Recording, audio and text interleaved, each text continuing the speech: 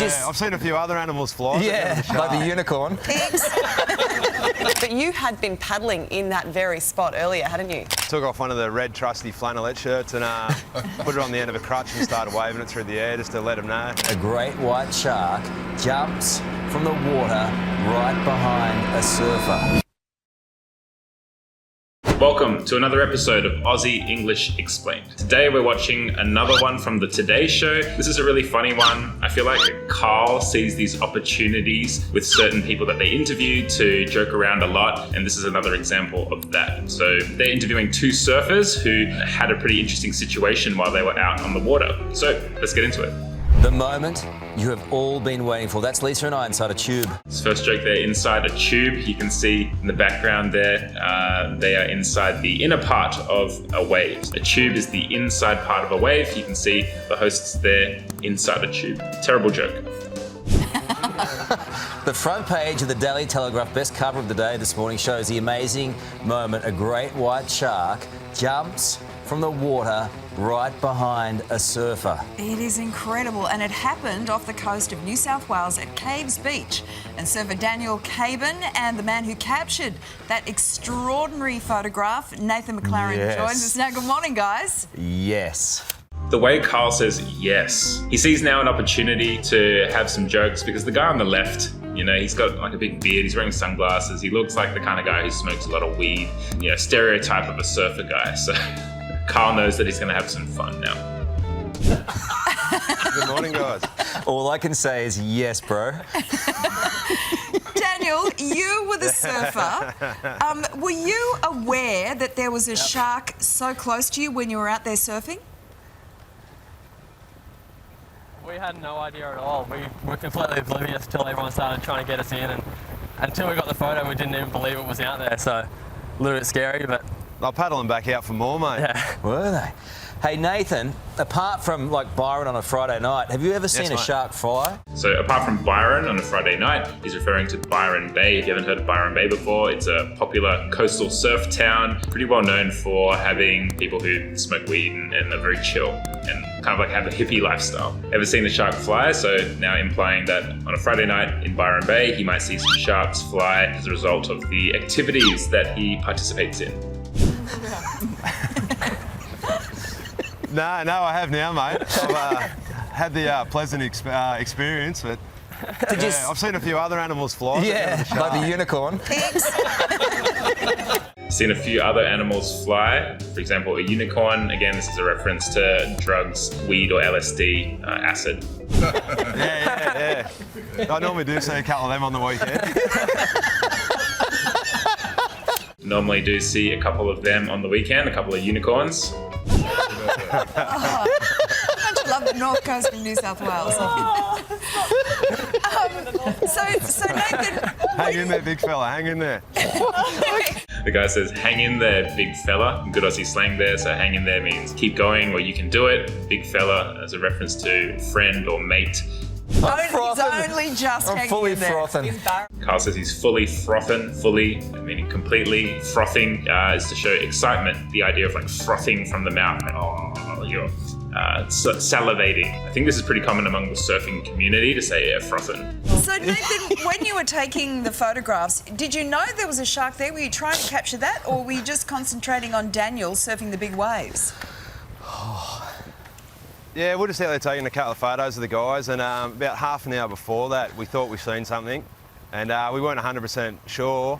And then, yeah, probably half an hour later, we had the pleasant sight of seeing it fly through the air. That is a crazy picture, by the way, just out there surfing. Sharks flying behind you. It's Australia. Welcome to Australia. Pleasant for you. Not so sure about Daniel. Daniel, can you clear this up for us? We understand that you had been, because it looks like you're a fair distance away in the photo from the shark, but you had been paddling in that very spot earlier, hadn't you?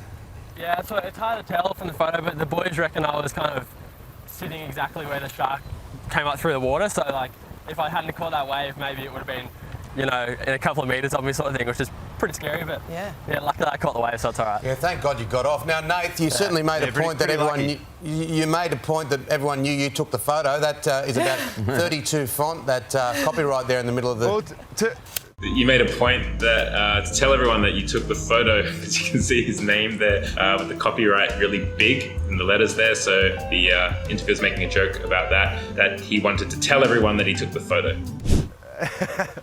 Hey, mate, to be honest, that was the Friends of the Telegraph. Yeah. I didn't say that, Nathan. That was Tim Gilbert. Yeah. I'd be owning those photos too, mate. Yeah, I tell you. Hey, my name's there, mate. I'm stoked. I'm stoked, slang for I'm happy or I'm excited. You're going to pay for your weekend. Hey, Nathan, did you let Daniel know? This is the important question, because if I was out there and if I was at the back and Timmy was taking photos of me and something dangerous was approaching me from behind, Timmy would definitely ring me and go, Carlos, there's something dangerous approaching you from behind. Did you get in contact with your bro out there riding the waves? Yeah, mate, we started tooting the horn of the car, and I actually... So started tooting the horn of the car. Toot toot is a form of onomatopoeia. It's just where we use words that sound like sounds. So toot the horn means press the horn. Took off one of the red trusty flannelette shirts and put it on the end of a crutch and started waving it through the air just to let him know. Took off one of my red trusty flannelette shirts. So what he's wearing right now, kind of, no, not really. A red flannelette shirt is one of his trusty shirts, meaning one of his favorite shirts, and put it on the end of a crutch and started swinging it around to get his attention. Yeah, but clearly after you took the photograph. Yeah. Daniel, just to change tact a little bit, did you Yeah, ever put your hair up in a man bun? Oh, yeah. Oh, yeah. Well, both of them, for that. Oh, don't tempt me, mate. Don't tempt me. Do they call you the Red Dragon? Now, it's a reference there to the man bun. Man bun is where a guy ties up their hair. So if a guy has long hair, they'll probably keep their hair in a man bun. Or Puff, the magic dragon?